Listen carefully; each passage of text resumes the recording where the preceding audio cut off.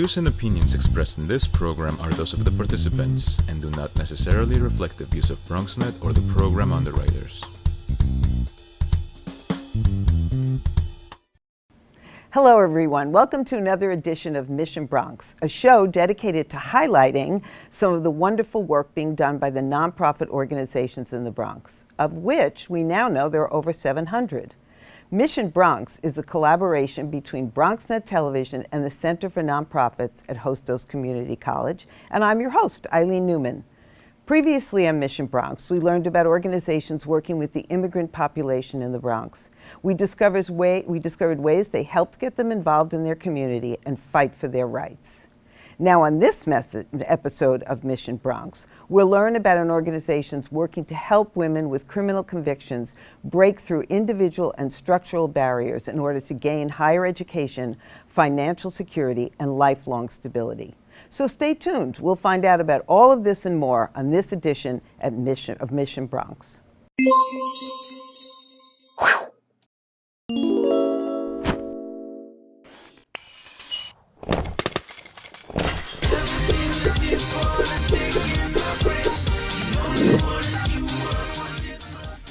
We're joined in the studio today by an organization that works with women who are currently or have been formerly incarcerated.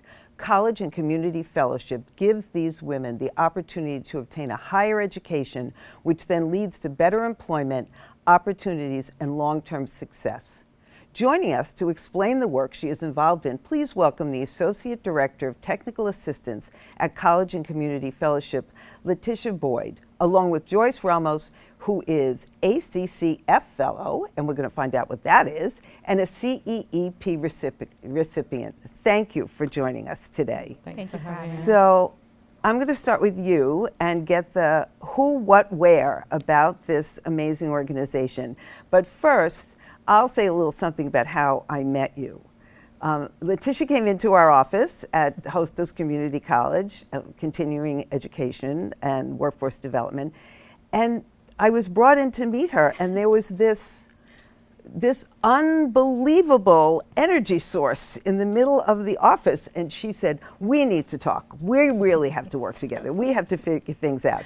And in a heartbeat, she had done exactly what she said she was going to do, emailed, got in touch, and then a few weeks later, I had an emergency on a panel and called her up and said, would you be willing to come and be on this panel? And there she was. So that's what I know about you. So what can you tell us about the organization? So the organization is like that on steroids. We answer all calls. We're there whenever needed. So the most important thing about College and Community Fellowship is we focus on dream actualization, not just dream chasing. So women come to us from different paths, different career backgrounds, who have had contact with the criminal justice system. They could have been either incarcerated, on probation or parole. They must have a GED or high school diploma and must just have that fortitude to get ready to put their life on a path to where they want to be. So there's a lot of misconception about what you can and cannot do after incarceration. Some people feel like they can't get certain licensing. Some people feel like they can't go back to careers that they once had. We help dispel those myths. Which is, it sounds, you've just laid out some simple sentences that are massive, life-changing activities. So you have a lot of organizations that help with the bare necessities when a person is reentering. So they'll help with trying to find you short-term employment, trying to find you short-term housing. We encourage our women when they walk through that door to think long-term. What do you really want to accomplish in life? We want you to be able to provide for your families past your current reality. So we offer an array of support services in the way that we do that. So we help with financial supports, we help with laptops, we help with our referral system. We have a screening process called the College Readiness Consultation. And at that particular point, we find out what's actually missing. What are the non-educational supports that we can actually help with? And that sometimes it can be something so simple as a fee to a school that needs to be paid in order to get a transcript. We do not deal with proprietary schools, so it's a lot of relationship building and a lot of networking that goes involved with expanding our network and our referral system. We have an array of supports from different attorneys and the New York City Human Rights Commission. So we stay abreast of all the recent information and law changes to make sure that our students can be placed in the careers that they actually want. want. So you come to us, you're getting the right information from the sources itself. What we don't know, we go and we find out, and then we instill that. We tap into that internal fire that you have, and we just ignite it. So how did this all start? In 2000, there was a person named Barbara Martinson, who was the founder of College and Community Fellowship. She was actually a professor at one of the in-prison college programs out of Bedford Hills Correctional Facility, which was started by a group of incarcerated students at the time, and the then superintendent, Eileen Lord. So together they came up with an idea of trying to bring college back into the prisons after Pell was taken out of the prisons in 1994. There was this big misconception that Pell grants given to incarcerated students were actually taking away from people that were not incarcerated, which is proven, research has proven to be totally untrue. So these women got together and they were actually networking with a bunch of different colleges that actually came into the prisons before, and they started the college-bound program at Bedford Hills Correctional Facility. Barbara Martinson was one of the first teachers to come in and teach at the facility, and then she noticed, she started getting inspired by her students, and she asked what were their post-release educational aspirations, and then she had quickly learned for some that it would end with prison. So then that's why she started the organization. Once she started the organization, men and women were actually allowed into the agency, but then she noticed that women come with a different set of responsibilities. They're the caretakers usually. They have to worry about families, not just their own children, but mothers, fathers, their aging populations. So that's why she decided that she wanted to make it gender specific. How many people are you working with now?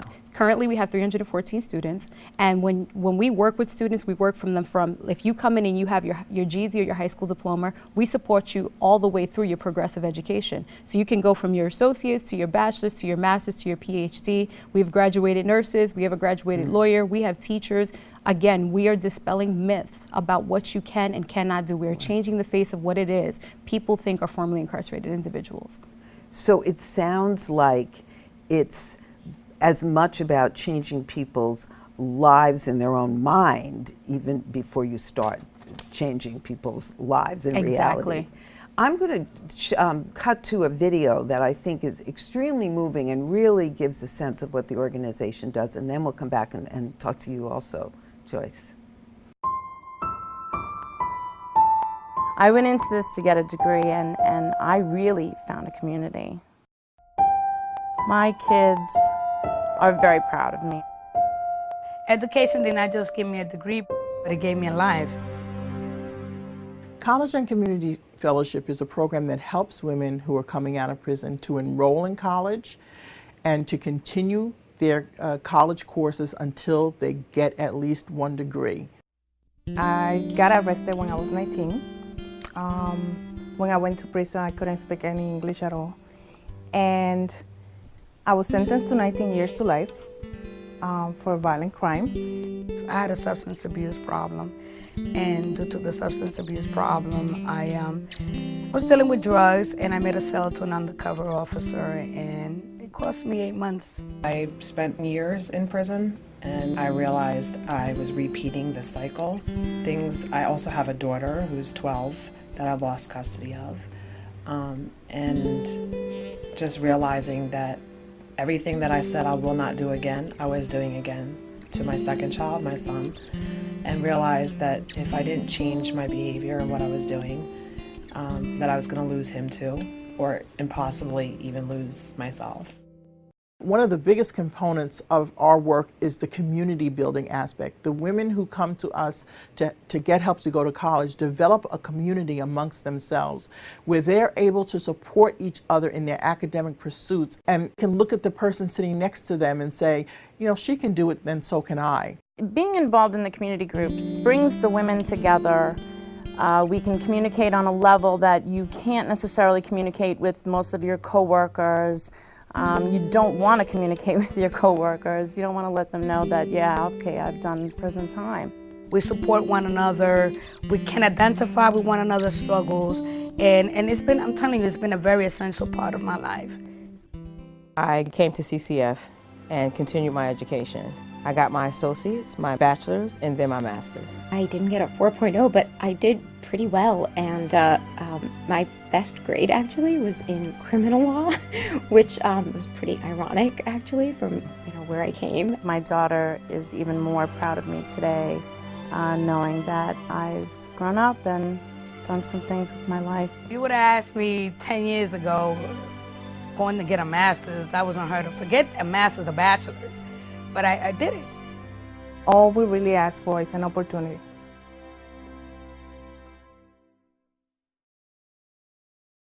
So I loved that video. The first time I saw it, I had tears in my eyes, and I thought, we have to show this.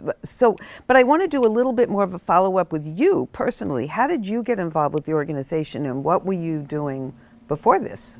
So I actually met the founder as a student at the College Bound program in Bedford Hills Correctional Facility, where I served 16 years. Okay.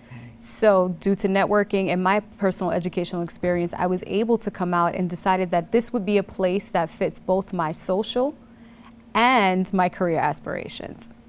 So that's how I ended up at College and Community Fellowship. And but you've just now gotten a different job there, haven't you? Yes, so I've had multiple jobs there. I'm one of those people that's like a chameleon. So I love the organization so much, I've actually decided to commit myself to growing within the organization. So I've gone from being the academic counselor, the community organizer, and now the associate director of technical assistance. And with our technical assistance work, we're actually going to be able to, it's a national project, and we can train other organizations on how to provide the same services that we do and their own agencies. That's amazing. So we have to take a short break, but we'll return with more Mission BX, and we'll be talking to you, Joyce, right after this.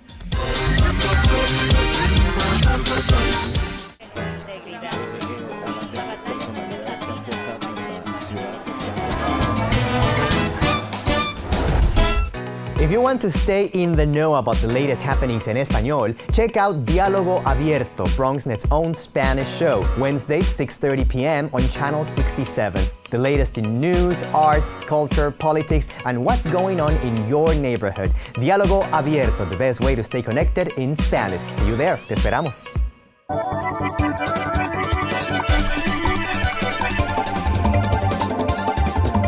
Hey, I'm Darren Jaime. I'm the host of Wednesdays Open right here on BronxNet Television, Channel 67, and also on Verizon Files, Channel 33.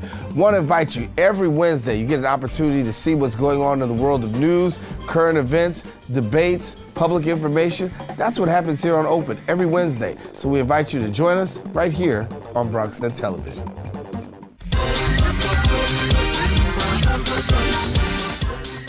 Welcome back, everyone. I'm your host, Eileen Newman, and we're in the studio learning about College and Community Fellowship, a program that works with formerly and currently incarcerated women so that they have a better opportunity to lead a more stable life.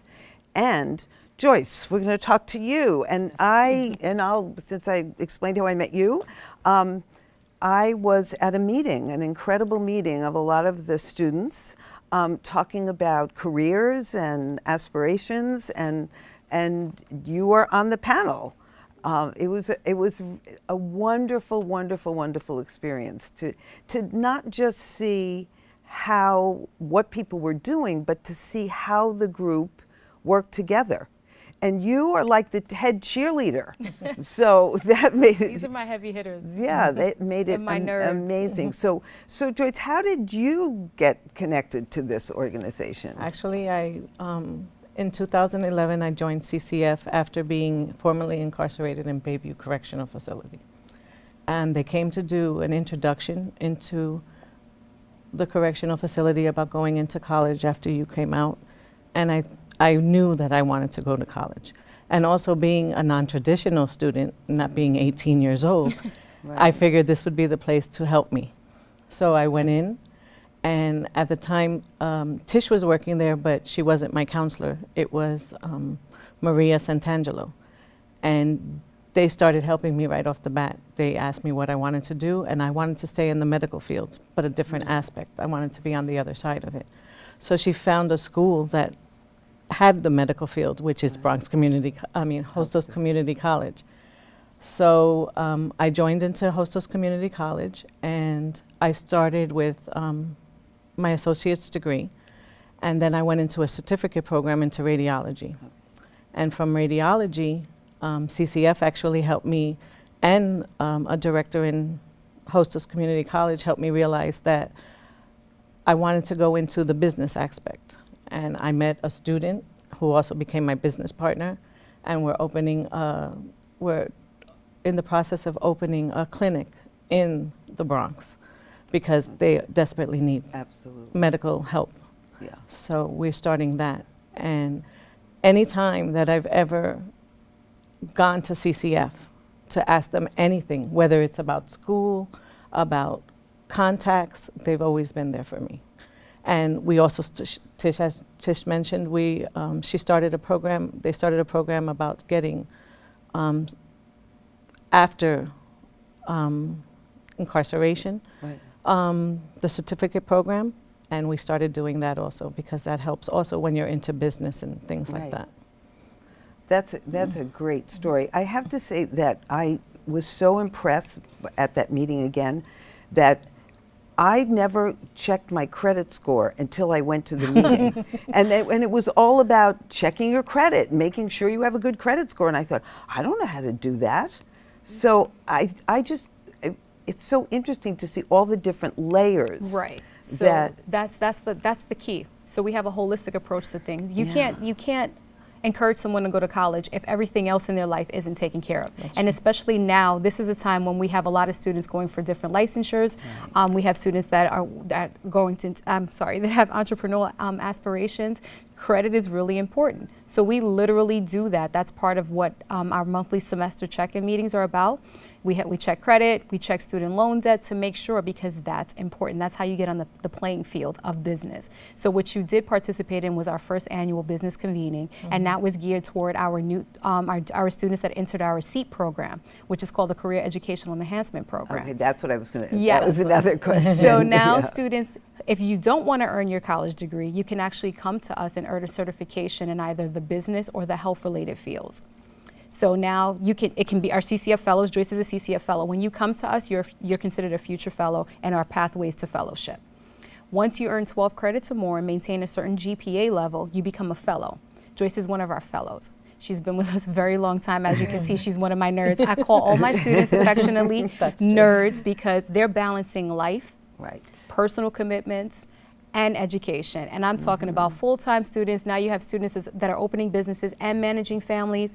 They're my superheroes because I don't even understand how they can do it. Absolutely, and that was very clear that night.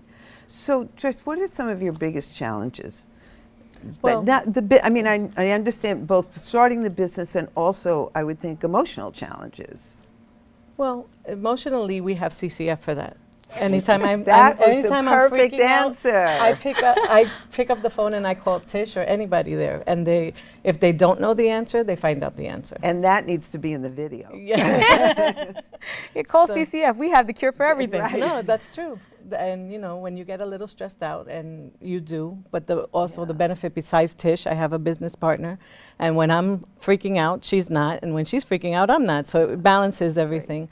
But it's interesting, especially, it's very hard. It's interesting and hard because as being a woman also, being Latina, and also being formerly incarcerated, the doors don't always open that quickly. And you keep pushing.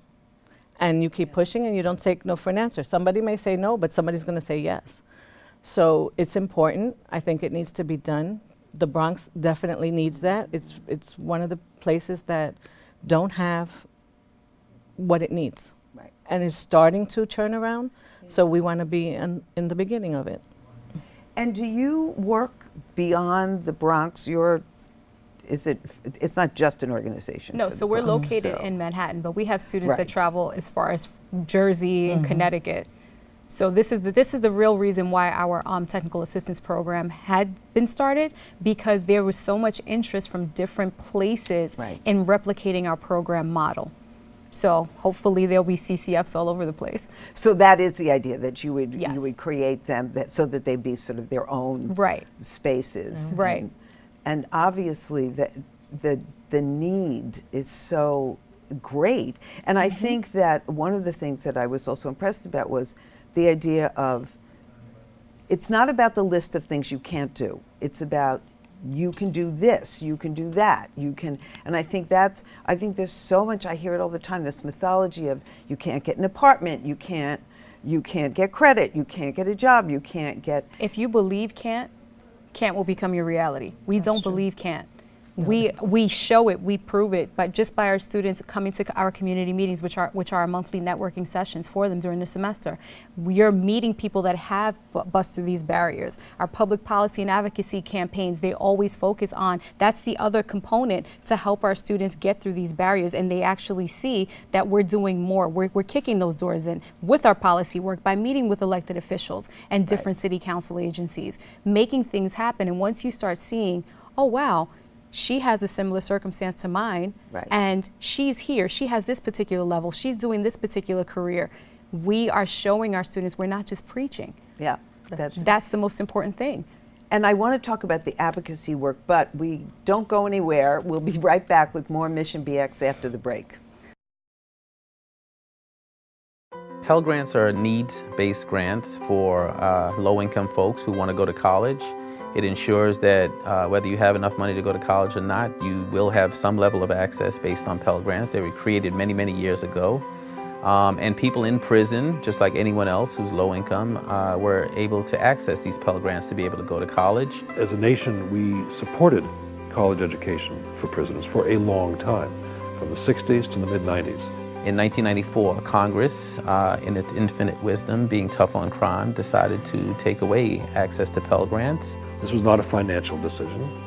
Pell Grants represent 1/10 of 1% of the Pell budget. This is not a big ticket item. This was a decision that came at a time when the country was reeling from very high crime rates and trying to sort of come to grips with what to do about that. And those on the conservative side of the political spectrum sort of had this notion that the service should be taken away as a form of punishment. Literally overnight, college programs went away. And overnight, so did hope for millions of prisoners who were looking for a way to transform their lives. You have to look at somebody who learns to read for the first time or learns to get his GED. If you go to a graduation, the faces of the offenders who've actually graduated with the GEDs, they pat themselves on the back, they pat each other on the back. They want to be educated. I feel as though I visited more places while I was in prison going to college than I've ever visited living in Bedford-Stuyvesant, Brooklyn, that's for sure. So the college courses essentially took me somewhere else outside of the prison setting and really made it so that it wasn't so easy to dehumanize other people, which is what made it easy to commit crime. Nationally, people go back to prison at a rate of 66% over 3 years, whereas if you get a master's degree, it drops to under 1%. When you provide someone with an education, it is an economic boost not only to them and their families, but to our society as a whole. These are people who become taxpayers. These are people who become contributors to society in a very real and meaningful way. They don't depend on social services. For every dollar we spend in education inside prison, we get a $2 return on our investment. People who get college degrees, they get jobs, they pay taxes, they pay fines, fees, restitution, child support. It's worth the investment.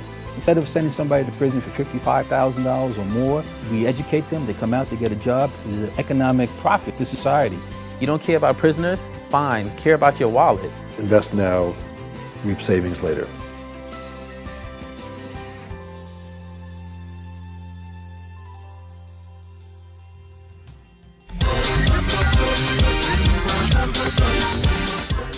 Welcome back to Mission BX. I'm your host, Eileen Newman, and we've been talking with Letitia Boyd, Associate Director of Technical Assistance at College and Community Fellowship, and Joyce Ramos, who is a fellow at the program. And you just watched a video about part of, and a very important part of the work that the organization does. So could you talk a little bit about the advocacy part? Because I think that the drama of what you're doing with the women probably is what people look at first. Right. But the advocacy piece allows for that work to be done. Exactly, exactly. So it's a complement to our academic support program. The advocacy work, our advocacy component is called the Education from the Inside Out Coalition. It's housed within CCF, but it's a consortium of organizations. It's College and Community Fellowship, Just Leadership, and the Center for Community Alternatives. And our main campaigns were the ban the box issue. So we had students that were coming to us telling us that they couldn't get into certain schools. They were asked a barrage of questions, personal questions regarding their convictions at certain schools. So we championed that cause, and we started that particular campaign. We're glad to report that because of our work, some of the SUNY schools have officially banned the box. They've removed the box on their application. And then our other campaign was the reinstatement of Pell Grants. So again, 1994 Pell Grants were taken from the facilities from incarcerated students under the caveat that it was taking money from the actual people that were not incarcerated, which was, research has proven, was not true. So with the introduction of the ESI sites, our next campaign is to really make sure that the experimental sites initiative become a permanent fixture. We want to see Pell and TAP permanently reinstated inside the correctional facilities. And do you see movement? Obviously, it's never going to be enough movement but what do you see in terms of the future of work with the people who are formerly incarcerated? And do you see things getting better? I do see things getting better. As for both of you too. Right. Yeah. I definitely see it getting better. One, education is really important, and it's now become a strong part of the reentry conversation, because it has to be. You can't just give somebody short-term fixes to problems and not look at things systematically and not look at long-term. So education, post-secondary education, provides a long-term solution. And the fact that the government was even able to create the experimental sites initiative under the Second Chance Act proves that it is part of a national conversation now. Now it's embedded in the psyche of the fabric of our culture. Yeah. Joyce? I agree. Getting an education afterwards, it gives you confidence, and then you can go and do anything that you set out to do. And like she said, you don't take no for an answer. You keep going until somebody says yes, and eventually somebody will say yes. And then it's also the shock of, you were incarcerated, right? So you don't look like the normal person because now you have an education. You don't fit the imagination of people, how they image you. Right.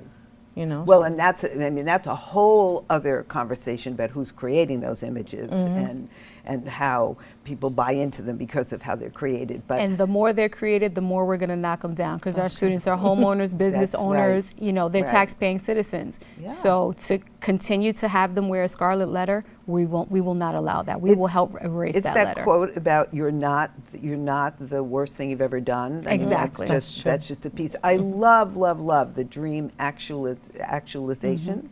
Because one of the things that I remember hearing somewhere is that when people are been in difficult, and not just incarceration, but very difficult situations, they forget how to dream. Right. It's almost like impossible, but that's clearly that's not the case. Especially having people who back you up like CCF. You know, everybody should have that. Yeah. Right, everybody needs it for everything. That's true. So what you're really doing is helping people make their dreams come true. That's it. What's better than that? So, unfortunately, that's all the time we have. But I want to thank our wonderful guests for joining us, and you, the viewer, for tuning in. If you missed any part of today's episode, or you would like to check out past episodes of Mission BX, go to www.BronxNet TV under BronxNet Specials. See you next time for another edition of Mission BX.